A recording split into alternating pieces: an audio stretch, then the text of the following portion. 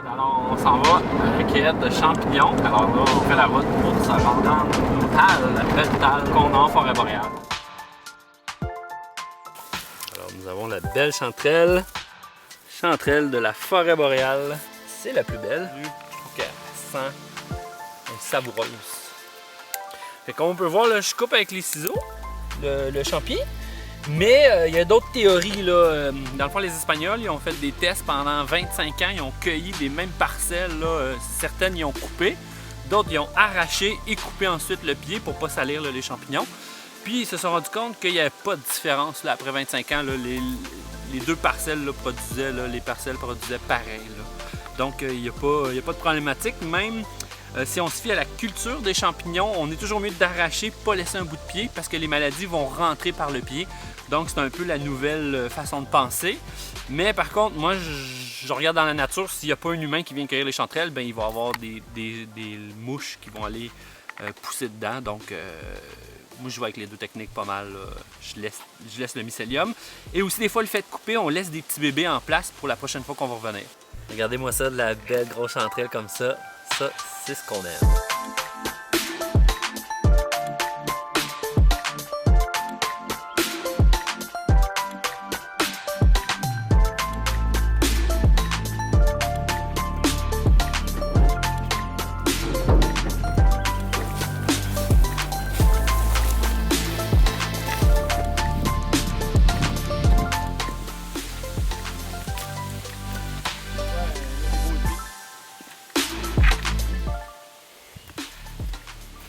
Ça c'est pas mal mieux.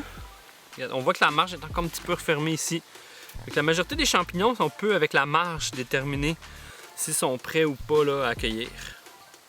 Fait que lui il est beau. On peut regarder ici en dedans en le grattant un petit peu parce qu'il y a toujours de l'eau qui s'accumule un peu là.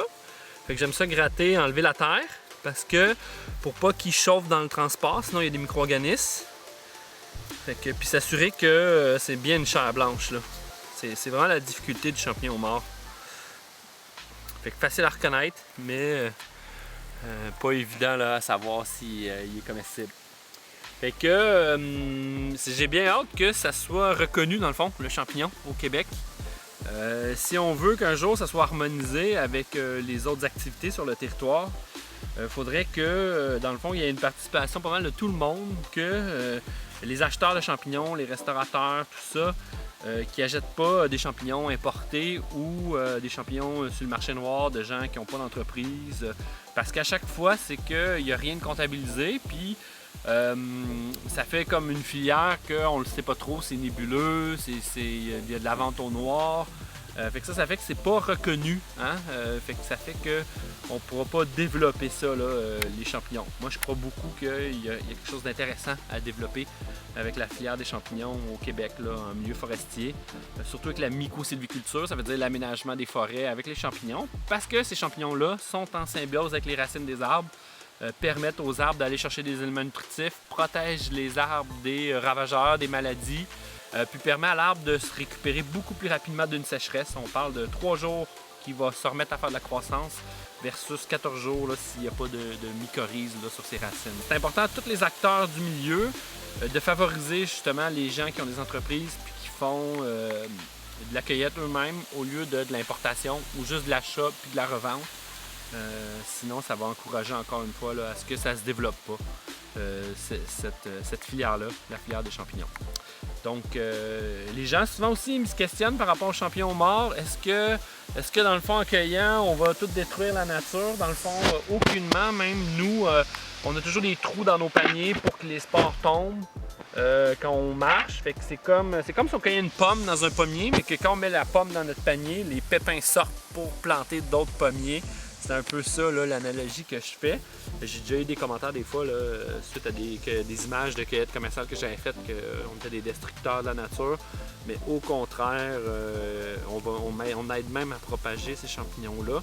Ce qui détruit souvent, c'est ça, c'est les coupes, les chemins qui sont refaits, des choses comme ça. Hey, c'est pas peu pour une première journée, hein, Miro? On a cueilli les chanterelles. Je pense qu'on a quasiment proche de 10 kilos. En tout cas, je suis bien content. On n'a même pas fait toutes nos places parce qu'il mouillait, fait qu'on voulait pas mouiller la chanterelle. Puis on a ramassé aussi un petit peu de un petit peu de lobster ici, le champignon mort. Et lui, il est vraiment beau ici. Avec des super beaux champignons morts. Puis là, ben là, on va faire un petit peu de ménage dans le camion pour organiser ça. Pas que des rations militaires pareil, je trouve ça intéressant à amener dans le bois comme ça, s'il arrive de quoi. C'est pratique. Est-ce que le repas a l'air chaud? Je pense pas qu'il est si chaud que ça. Je vais le laisser encore une petite minute. J'ai reparti mon chrono une petite minute. Ah! Colin, ça va vite une minute, hein? Alors, il est 9h15 et on vient de terminer notre cueillette de lobster. Ça fait à peu près quasiment une demi-heure qu'on cueille, même pas. Un super beau spot ici, qu'on a fait de nuit parce que c'est sur le chemin. Fait que c'est la réalité des fois, pour économiser le temps, on fait une petite cueillette de nuit à la lampe. Puis ils sont vraiment le fun à voir parce qu'on range, fait que ça, on les voit vraiment bien.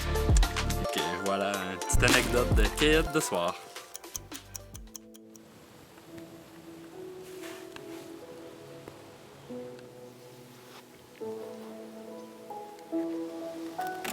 Yeah, fait que c'est le défi du rangement puis de transporter les champignons.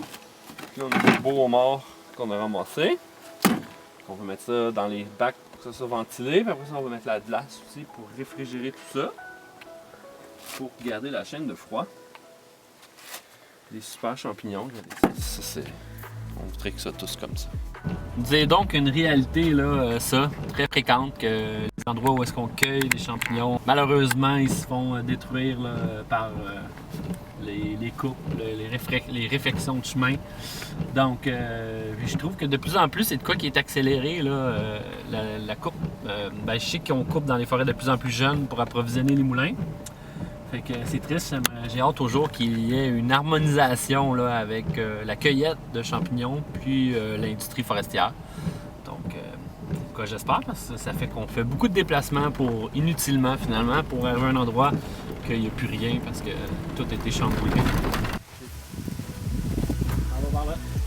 Yup, hey, finalement, il y en avait des tonnes, mais il y a juste ça qu'on a réussi là, à sortir qui avait de l'allure là, comme champignons morts.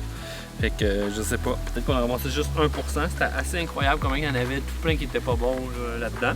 Fait qu'on en a laissé disons une tonne pour les sports là. Fait que aucun problème là, pour la régénération. Fait que c'est pas évident, c'est un bon spot. Puis on aurait pu. Des fois là, j'en ai rempli 3-4 comme ça là, des chaudières.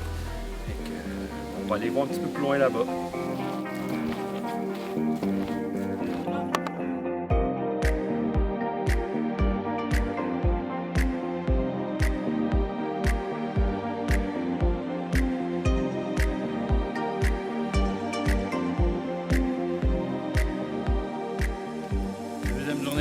C'est l'abondance. Vive la chanterelle. C'est excellent. J'ai rarement vu ça. Ça fait une semaine que je suis venu ici. Puis là, une semaine après, il y a encore tout ça. C'est incroyable. Oh yeah! Fait que c'est l'heure du souper. Fait qu'on va se faire une petite bouffe de camping. Avec les mouches, mais c'est pas trop pire, hein, les mouches? Ouais. Ça passe. C'est tellement pratique qu'on n'a pas le temps en cueillette. Parce qu'en cueillette sauvage, on fait juste comme bouger non-stop d'une place à l'autre. Et c'est l'heure du souper.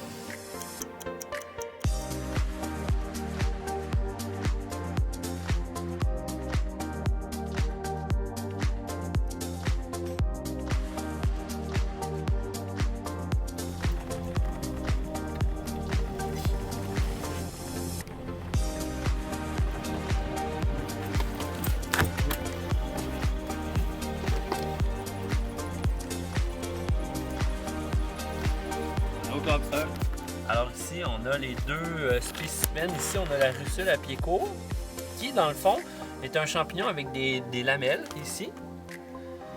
Et ce champignon-là se fait contaminer par une moisissure qui s'appelle Hypomycètes, qui forme la dermatose qu'on appelle champignon mort.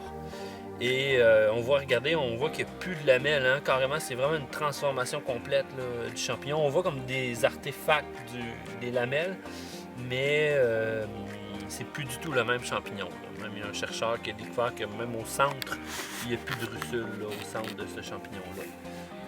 c'est vraiment intéressant. C'est comme moi, je l'appelle un peu un champignon Frankenstein, là, qui souvent il est tout difforme, puis il est vraiment bizarre. La russule n'a pas de valeur vraiment gastronomique. Elle est souvent très larvée. Regardez ça ici, là. C'est fou le nombre de trous là, de larves. Tandis que la russule, pas la russule, mais le champignon mort, lui, regardez, lui, il est beau en ce moment. C'est un beau spécimen qui est comestible. Donc, on revient du périple. On est sur le chemin du retour. Grosse cueillette, beaucoup de champignons. C'est le fun de voir l'abondance. On va explorer des nouveaux chemins aussi avec plus ou moins de résultats. C'est ça. Fait que si l'univers des champignons vous intéresse, n'hésitez pas. Vous pouvez aller voir violonetchampignons.com.